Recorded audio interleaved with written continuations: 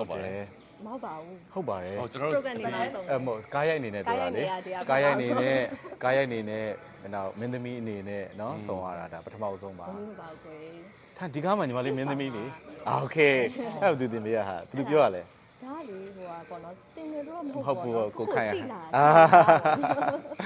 ဟုတ်ပါတယ်ဟုတ်တယ်ဒါပေမဲ့ तू ကသူ့ကိုယ်သူမင်းသမီးလို့မခံယူပါဘူးတဲ့တရုတ်ဆောင်တယောက်အနေနဲ့ပဲခံယူပါတယ်တဲ့ဒီကားမှာတော့ ဘာရဲ့ဘာရဲ့နဲ့ ဟိုလိုပေါ့ ပါဝင်ပြီးတော့ပုံဖော်ဝင်လာ ဒါပေါ့အဓိကတရုတ်ဆောင်လို့ပြောမှာပေါ့နော်ဒီကားရဲ့အဓိကတရုတ်ဆောင်ပေါ့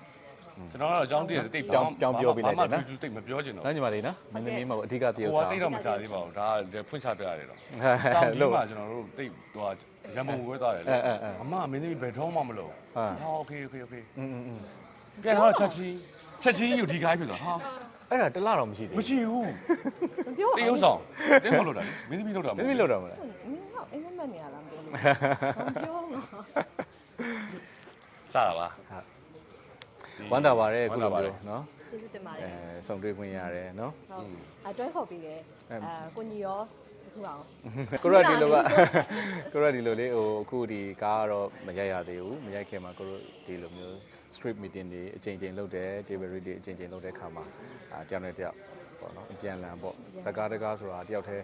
ကောင်းနေလို့လည်းမရဘူးလေအဲ့တော့ဘယ်သူမှကြံခဲ့လို့လည်းမရဘူးတယောက်တည်းခြုံထွက်လို့လည်းမရဘူးအားလုံးဘက်ညီညီလှော်နိုင်အောင်လို့ကိုတို့ပြင်ဆင်နေကြတာပေါ့အဲ့ဒါကိုပြောတာပါ ဟုတ်ကဲ့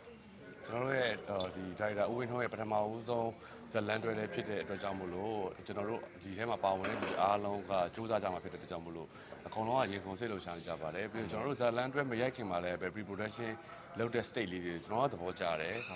်လုပ်တဲ့ခါမှာလည်းပဲကျွန်တော်တို့ပုံမှန်အားဖြင့်ဆိုလို့ရှိရင်အခန်းစဉ်တွေကြော်ဖတ်ရတယ်လေ ဟုတ်တယ် အချိန်ုံနဲ့ကွက်တော့အဖြစ်ပေါ့ဒါပေမဲ့အခုကကျွန်တော်တို့ script တွေကြီးပဲကိုအမဆိုလို့ရှိရင်တော့ကျွန်တော်10ရက်ဝန်းကျင်လောက်ကျွန်တော်တို့ရှိနေပြီပေါ့နော်ကျွန်တော်တို့ကတော့9ရက်6ရက်လောက်တော့ကျွန်တော်တို့ရှိနေပြီအဲ့တော့ရက်တွေမှာဖြတ်တန်းလာတဲ့အချိန်မှာအစကနေအဆုံးနီးပါးလောက်ထိကိုကျွန်တော်တို့ကအခုတော်တော်များများ script reading ကဖတ်ပြီးသွားပြီ item ဘိုင်းဆိုင်ရာတွေကလည်းကျွန်တော်လေ့ကျင့်ခိုင်းတယ်ဆိုတော့ဒီတတရက်ဒီပြင်ဆင်ထားတဲ့အတွက်ကြောင့်မလို့အမအတွက်လည်းအားရတဲ့ဟာအရာတစ်ခုဖြစ်မှာပါကျွန်တော်တို့ကဒီမင်းတဲ့ဆိုလို့ရှိရင်အကုန်လုံးက item အချိတ်ဆက်တွေမမိမှာဆိုတဲ့အတွက်ကြောင့်မလို့ driver ဦးဝင်းထွန်းအနေနဲ့ကြတော့လေဒီလို pre production စိတ်ကိုကောင်းကောင်းလုပ်တယ်လို့ကျွန်တော်ယူဆပါတယ်ပြီးတော့ဦးပြောတဲ့စကားအတိုင်းပဲပေါ့နော်ကျွန်တော်တို့ဒီရုပ်ရှင်ကားကြတော့ကျွန်တော်တို့ကဒ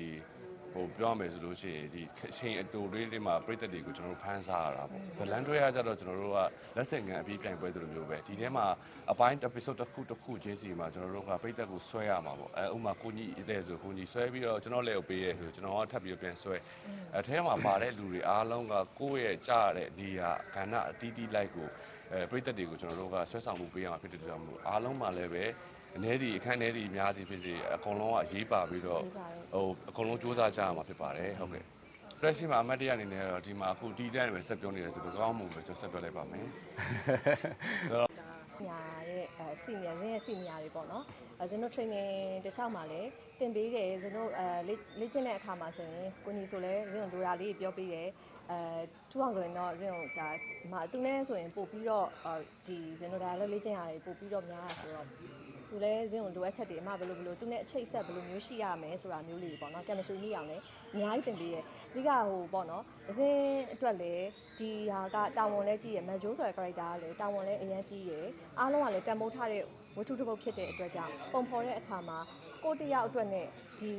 ဟိုဇလန်းပုံဖော်တဲ့အခါမှာတခုခုဖြစ်သွားမလားဆိုရယ်စိုးရင်ဒီလားချင်းအမြင်အဖြစ်ရှိနေရယ်ပေါ့နော်အခုထိလည်းရှိနေတာဆိုတော့လေအဲ့တော့အားလုံးလက်တွဲခေါ်ပြီးတဲ့အတွက်လည်းရှင်အရန်ဟိုပျော်တယ်ပေါ့နော်ဒီနေ့စူးစမ်းခွင့်ရတဲ့အတွက်ကြောင့်ဒီစူးစမ်းမှာပါဟုတ်အဲ့ဒီလိုပါသူတခုခုဟိုလုပ်မယ်ဆိုလို့ရှိရင်သူမဖြစ်အောင်သူလုပ်မယ်ဆိုတဲ့ဟာမျိုးပေါ့ဘယ်လိုအနောက်ရှက်ပဲလာသူကတော့ဇွဲမလျှော့ဘူးဆိုတဲ့ဟာမျိုးသူဖြစ်အောင်လုပ်မယ်ဆိုတဲ့ဟာမျိုးသူမှတွေ့ရတယ်အပြင်တကယ်လဲလက်တွေ့လေ့ကျင့်ကြတဲ့အခါတွေ့ရတဲ့အခါမှာလဲပြီးတော့စကားတွေပိုပြောဖြစ်လာတဲ့အခါကျတော့သူ့ရဲ့ငကိုဒီနောက်ဟိုအနောက်ဘက်ကသူစူးစမ်းခဲ့တာတွေတခုချင်းစီဆုလိုက်လို့ရှင်သူမဖြစ်အောင်အကုန်လုံးစူးစမ်းခဲ့ပါလားအကျော်တင်းပြီးတော့ဘာနောက်ရှက်ပဲရှိလုပ်ခဲ့ပါလားဆိုတဲ့ဟာကိုသတိထားမိတာဒါကခုနကဒီအခုသူ့ကိုပဲချီးမွမ်းနေတာပါတကယ်တမ်းကကျွန်တော်တို့လည်းအောက်ခြေတက်ခဲ့ရပါဒါလည်းဆိုးတဲ့အနေထားတစ်ခုကနေစူးစမ်းရုံးကန်ပြီးစင်ကြီးတက်လာအားလုံးမှာတော့ behind the story ရတော့ရှိပါကိုကြီးဆိုလို့ရှိရင်လည်း တယောက်နဲ့တော့မတူတာပေါ့နော်ကိုကြီးရဲ့ဖြတ်သန်းလာပုံကိုစဉ်းစဉ်လို့လည်းကျွန်တော်သိတယ်အရန်ကိုစူးစမ်းခဲ့ရတယ်ဟိုအရှိကအင်တာဗျူးတစ်ခုမှတော့မဖြေထားသေးဘူးနော် အမှကြည့်လိုက်ရတယ် စင်ငယ်တွေပေါ့နော်အားလုံးကတော့လက်ကူနေတာမျိုးတော့မ မ ဟုတ် ဟုတ်ပါဘူး ဟုတ်ဘူးဟုတ်တယ်ဟိုအတိကရတဲ့အခွင့်အရေးတစ်ခု ဒါပေါ့ ကိုအနေနဲ့ဘယ်နေရာမှာပဲဖြစ်ဖြစ်ပေါ့နော်ရအောင်ဒါကိုစူးစမ်းခွင့်ရတယ်စူးစမ်းခွင့်ရှိနေရဆိုရင်တော့စူးစမ်းဖို့ ကိုရိုမနေ့ကဦးပြောသလိုပေါ့ ဟုတ် အခွင့်အရေးကလူတိုင်းစီကိုလာမှာပဲ ဟုတ်ကဲ့ အဲ့ရလာတဲ့အခွင့်အရေးကိုတည်တည်ချာချာပန်ပန်နိုင်နဲ့ကိုကအတုံးချတတ်ဖို့တော့လိုတာပေါ့နော်အဲ့အတုံးချဖို့ကလည်းကိုကပြင်ဆင်ထားမှရမှာပေါ့နော်ဆိုတော့အဲ့ဒါလေးမနေ့ကဟုတ်ပါတယ်ကိုပြောတဲ့လက်ဆောင်စကားလေးပေါ့ ကျွန်တော်တို့နုပညာရှင်တွေအတွက်ကတော့ကျွန်တော်တို့ကဇလန်ဒရဖြစ်ရုပ်ရှင်မှဖြစ်ကိုပေးလိုက်ရတဲ့ဒီအချိန်ခဏလေးတော့တွင်မှာပြည့်သက်တရားတွေသူတို့ပေးပြီးတော့ကြည်ရတဲ့အချိန်ခဏလေးတော့တွင်မှာကျွန်တော်တို့ဘက်ကပေးလိုက်တဲ့ရတာကိုအပြည့်အဝကျွန်တော်ရစေချင်တာပါဟာတာဆိုဟာတာလေး drama ဆို drama လေး romance ဆို romance လေးလေးတိတိယောက်လေးကိုယ့်ဘက်ကနေပြီးသူတို့ပေးချင်တဲ့ message ဓာတ်ရိုက်သူတို့ရင်ထဲရောက်သွားတယ်ဆိုရင်ကျွန်တော်တို့ကဘလောက်ပဲပြင်မယ်ကျွန်တော်ကျင်းနေပါတယ်ခင်ဗျာဒီလိုမျိုးကျွန်တော်တို့ဒီအမှုပညာလှူရှားမှုတွေစင်ငယ်တိုးတက်လာမှုပြောင်းလဲလာမှုဆိုတာလည်းပိတ်သက်တွေရဲ့ဝေဖန်မသုံးသပ်မှုတွေလည်းလိုပါတယ်ပြီးတော့ပိတ်သက်တွေရဲ့အားပေးမှုတွေလည်းကျွန်တော်တို့အများကြီးလိုပါတယ်အဲ့ဒါကြောင့်မလို့ကျွန်တော်တို့ဒီမက်ဂျိုးကိုဘယ်လိုပြောရပါဆိုတာကတော့အရှိမကျွန်တော်တို့ရိုက်ခဲ့တဲ့ကားတွေလည်းရှိတယ်နာမည်ကြီးဝတ္ထုတွေဖြစ်တဲ့အတွက်ကြောင့်မလို့ကျွန်တော်တို့ပုံဖော်တဲ့အခါကြလို့ရှိရင်လည်းပဲအရင်ကတည်းကပို့ပြီးတော့အတိုင်းထက်လို့ကျွန်တော်တို့ဝန်းရံပေးကြဖို့အားပေးကြဖို့အတွက်ကိုကျွန်တော်ကတော့မေတ္တာရက်ခံချင်ပါတယ်ဘယ်လိုမှမဟုတ်ဘူး။ဟုတ်တယ်စနေဝဲကျွန်တော်ဟို TV ထဲမှာတော့ကျွန်တော်ခဏခဏတွေ့ဘူး။ ကျွန်တော် TV ထဲမှာကြည့်နေရတဲ့အပေးခဲ့ရတဲ့ပေါ့ငယ်ကလေးကနေ အခုကျတော့မှအဖြစ်မှာစုံမှုတာ ဒါပေမဲ့တကယ်တော့ထင်တော့မထင်အောင် ဟုတ် nice to meet ထင် you တော့မထင်အောင် အပြင်မှာတော်တော်ထင်တာထက်ပိုကြီးတာပေါ့ကြီးတာပေါ့ပိုကြီးတာ ဘသူအကိတ်ဆုံးလို့ ကိတ်ကြပါတယ်ကိတ်ကြပါအတင်းတင်းကိတ်ကြပါတယ်ကိုထက်ပိုကိတ်နေရတယ် ကိုတက်ပုတ်ကိတ် ကိုထက်ပိုကိတ်နေရ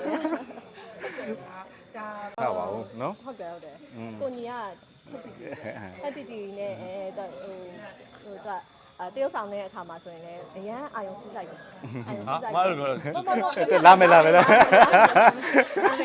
င်းလည်းမခံနိုင်ဘူးချင်းလည်းမခံနိုင် ပြောပြပါမယ်ကြီးဖြစ်ဖြစ်တယောက်ချင်းစီပြောမယ်ခဏစအေးသူ့ရင်ပြောလိုက် ဘူးကိုကြီးစတာပါ ကျူးအောင်ကဒီအောင် အာနာပြောဘာမှပြောတာတောင်း အဲ့ဆိုလေဒီဘက်ပဲအရင်ပြောလိုက်ဒီဘက်ကပြောလက်စားဖြစ်နေပြီ ပြောမျက်နှာပြက်စရာကြီးမြစ်တော့ဇလန်နဲ့မရရတော့မေးအရင်ချက်ဖို့ကောင်းတယ်ချက်ဖို့ကောင်းတယ်တကယ်ဟိုကိုယ့်ရဲ့အကိုကြီးကိုယ့်ရဲ့မောင်လေးပေါ့အရင်ချက်ဖို့ကောင်းပါတယ်ဒီတော့တင်ပေးတယ်အခုဆိုလဲဟိုကိုညီဆိုလဲဆင်းနေဘလို့ခွဲရတာစနောက်ပြီးတော့ကိုကြီးဟိုဒီဝတ်စုံတွေဆိုဘလို့ပြန်ဆင်ရမလဲဆိုတော့ကိုညီအဲ့ဒါလေးလည်းပြောပြတယ်သိချင်တာတွေမေးလို့မေးရင်လည်းတိကျလေးပြောပြတယ်ပေါ့နော်ဟိုထူအောင်ဆိုလဲဒီဟိုဒီသူနဲ့ဒီတရုတ်ဆောင်တဲ့အခါမှာဆိုရင်လည်းဘာလို့အပ်တယ်ဆိုတာလေးပြောတယ်ဘလို့အချိတ်ဆက်ပြီးရမယ်ဆိုတာလေးပြောတယ်အဲ့ဒါလေးချိတ်ဆက်တော့ကျွန်တော်အပြင်မှာဆိုလို့ရှိရင်လည်းပျော်ပျော်ရွှင်ရွှင်နေတဲ့လူဆိုတော့လေအမားနဲ့အရင်အရှိမှစုံခဲ့တဲ့ဟာတွေအားလုံးကျွန်တော်နောက်ပြောင်နေပဲနေရတော့အမအနေနဲ့ကျွန်တော်မျက်နှာကြီးကိုမြင်ရင်တော့မှ तू ကရီးနေတာ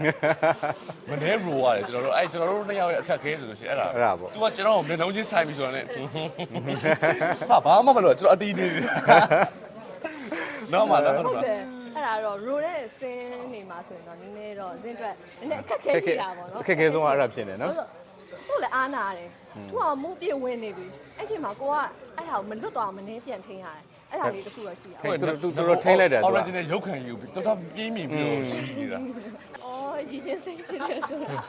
အကြည့်တက်လေးပေါ့ ဒါဟုတ်တယ်အကြည့်တက်ရှိရလေအကြည့်တက်ရှိရနောက်ပြီးတော့ဇင်းတို့ကအရင်တော့ဆိုရင်အဲ့လိုစနောက်ပြောဆိုနေတာတွေပဲများနေတာဆိုတော့လေအဲ့အတွေ့အခေါင်းထဲပြန်ဝင်လာအဲ့ဒါလုံးဝလွတ်လို့မရဘူးဆိုတာလေမနေထိန်းရတာကို ဟိုကျွန်တော်တို့ဒီလိုပေါ့ဗျာတဲ့မှာအရင် TV program တွေအမားလုပ်တယ်ဆိုကျွန်တော်တို့ invite လုပ်တယ်ခစ်တစ်ပြုံမေတို့တခြားအစီအစဉ်တွေအဲ့ program တွေကိုကျွန်တော်တို့ရဲ့အစီအစဉ်ဒီလိုဗျာ guest တွေခေါ်တယ်သူတို့ကရိုက်တာသူတို့ရဲ့ခွင်ပေါ့သူတို့ရိုက်အဲ့လိုကျွန်တော်တို့ရိုက်တယ်ဆိုဟိုလိုမျိုးပြောတာပါဟိုသူတို့ပညာပြတာပေါ့ဒါပေမဲ့ကျွန်တော်တို့ကပညာပြမခံဘူးအဲ့လိုအတင်ချေတွေပြောတဲ့ခါကျတော့တရားတော့ခွင်ကြော်ကိုဘယ်လိုဖဲ့ကောင်းလဲဆိုစဉ်းစားနေတဲ့ဟာတာတွေပေါ့အဓိကဟာတာပါဟာတာတွေအဲ့လိုမျိုးပြောရင်နဲ့အကျင့်ပါသွားတဲ့ခါကျတော့အမအနေနဲ့တခုခုပြောပြီးဆိုရှင်ကိုယ့်ရဲ့အားနေချက်နဲ့ဟာတာအကွက်တွေကိုလိုက်ကြည့်မိနေတယ်ဖြစ်နေတာကျွန်တော်ကတော့ဂျမ်းမိုင်းနေတာပါပဲ ဟုတ်ကဲ့သိပါတယ်ဟုတ်လေးချက်တူတူပဲမောင်လေး ဟုတ်ကိုကနည်းတည်ငြိမ်သွားပြီ ခိုက်တာ character အရပါ character အရလည်းငြိမ်နေဆိုတော့လေအဲ့လိုမျိုးကိုကကျတော့တခုခုဆိုအဲ့ဒီထဲကနေထိမ့်ပြီးပြန်ထွက်ဖို့ခက်တယ်ပြန်ထွက်ဖို့ခက်တဲ့ခါကျတော့အာယုံမလွင့်အောင်ပေါ့လေအဲ့လိုထိမ့်ရတာပေါ့ပုံမှန်ချိန်ကတော့သိတဲ့အတိုင်းပဲလေကိုရီးယားဆိုတော့အခုဒါဒဇင်နဲ့လည်းပထမဆုံးဆုံးရတယ်ကားရိုက်အနေနဲ့ဆုံးရတယ်ဆိုပေမဲ့လည်းခုနပြောလို့သူ့ရဲ့စူးစမ်းအထောက်မှုတွေကမြင်နေရတယ်ကားရိုက်တဲ့အခါမှာလည်းဒီထက်ပိုပြီးတော့ကောင်းလာမယ်လို့လည်းကိုမျှော်လင့်ပါတယ်သူလည်းတကယ်စူးစမ်းနေတာပါဆိုတော့ပြီးတော့ထူအောင်ပြောချင်တာထူအောင်အရင်တော့လည်းလုံးဝမတူပါဘူးအခုဒီကားမှာဒီကိုတို့ pre-production လုပ်တဲ့အချိန်မှာလည်းသူကိုစိုးရင်နေတဲ့ဟာလေးတွေရှိတယ်ကိုစိတ်ထဲမှာသူထုတ်တော့မပြောမိတဲ့ဟာလေးရှိတယ်ဒါပေမဲ့အဲ့ဒီအကုန်လုံးကအခုရန်ကောင်းနေတယ်အားရတယ်ဆိုတဲ့အခါကျတော့ဒီကားလေးကကိုတို့တက်ညီလက်ညီနဲ့အောင်မြင်မြင်နဲ့လက်ကူပြီးစီးသွားမယ်လို့ကိုအခုတွေကယုံကြည်တယ်ကားလေးလည်းအောင်မြင်မယ်လို့လည်းယုံကြည်ပါတယ် ကျွန်တော်ဟိုတနေ့အပြင်မှာဟိုတရုတ်ဆောင်လေးတွေ့ရတယ်ဟာမက်သစီအရန်ကောင်းလာဗျာအဲ့ဒီ ကို ကို လည်း လည်း ပြော ထွက်လာကြည့်လိုက်ကျွန်တော်အဲ့လိုကြွားထားပြီးတော့အမမကြိုးစား သူ လို့ အောင်ရဲ့တည်တန်းတဲ့ limit ကကုန်သွားပြီအခုစပြီ စစဟိုတအားတော်အောက်လာအမကြိုးစားမကြိုးစားမရပါကျွန်တော်အပြင်မှာကြွားထားပြီး ကျေးဇူးအများကြီးတင် အ ပါတ များ ယ် ကြီးကြွားထားပြီးဟာနောက် ခုမှပုံမှန်ပြန်ဖြစ်သွားတာ လက်ပေါ်လာပြီမင်းသမီးအတက်တက်ပေါ်လာ ဟုတ်လာပြီ ဟာဟုတ်တယ် ဖြည်းဖြည်း ဒါအမအတိတ်နမိတ်နေတယ်ကျွန်တော်မြန်မာနိုင်ငံဆိုတာကကျွန်တော်စမူရီပဲလက်ရတောင်းတိတ်နမိတ်တွေနဲ့ပဲနေတာ ဟုတ်တယ် ဒါသူအဲ့လိုရမ်းပြောတတ်တယ် မင်းသမီးအတက်တက်လက်ပေါ်လာပါ ကဲကောင်းစင်ရပါပြီ မပြောနိုင်ဘူးပေါ့ MC က မရဘူး ဘာမှအတိတ်နမိတ်ဖတ်ပြီးလာကောင်းနေတာပြောပြီ ဟုတ်တယ်မငြိမ်နေနေမှာဘာမှမဖြစ် မကြိုက်ယူလေးပဲကျွေးအောင် ဟုတ်တယ် ရင်းနေရတာပေါ့နော် ဟုတ်ကဲ့ပါ तू ကပြောတော့ပြန်ပြောတော့ तू စူးစမ်းရတယ်လိုက်မမီရ ဟုတ်ကဲ့ပါအဲ့ဒါကြောင့်မလို့ကျွန်တော်တို့ရဲ့မက်ဂျိုးကိုဘလို့ပြောရပါရုပ်တံဇလန်တွဲလေးကိုကျွန်တော်တို့ရိုက်ကူးတဲ့ခါမှာလည်းပဲအခက်အခဲနောက်ဆက်မရှိဘဲနဲ့ဖြစ်ဖို့အတွက်ကိုကျွန်တော်တို့ဆူတောင်းပေးပြီးတော့ထွက်လာတဲ့ခါမှာဆိုလို့ရှိရင်အတိုင်းတက်လုံးပိတ်သက်တွေနဲ့ဝင်းရပေးဖို့အတွက်ကိုကျွန်တော်တို့မောင်နှမ3ယောက်ကနေပြီးတော့တောင်းဆိုလိုက်ပါတယ်ခင်ဗျာ ကျွန်တော်တို့လည်းအကောက်ဆုံးပြအောင်ကြိုးစားပါမယ်